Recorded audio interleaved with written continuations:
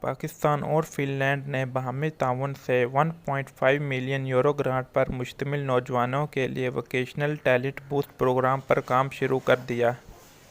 Fun land کے ترکو vocational انسٹی ٹیوٹ اور نیو ٹیک پاکستان کے جاری کردہ اس پروگرام کے لیے خصوصی سرمایہ کاری سہولت کونسل کا پلیٹ فارم استعمال کیا گیا۔ یورپی یونین نے پاکستان فن لینڈ تعاون کے تحت تجویز کردہ ووکیشنل ٹیلنٹ بوسٹ پروگرام کی اجازت دے دی۔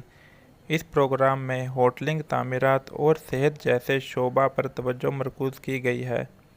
یہ پروگرام نہ صرف نیو ٹیک جیسے اداروں کو یورپی یونین کے ساتھ پیشہ ورانہ تربیت کے معیار کو ہم کرے گا، بلکہ ایک ہنرمند افرادی قوت تیار کرنے میں بھی مددگار ثابت ہوگا۔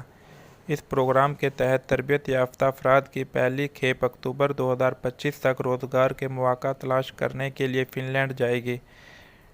ٹیلنٹ بوسٹ پروگرام کے ذریعے نوجوانوں کے لیے بیرون ملک ملازمت میں آسانی ہوگی، جس سے ان کی اوسط کمائی اور ترسیلات زر میں بھی اضافہ ہوگا۔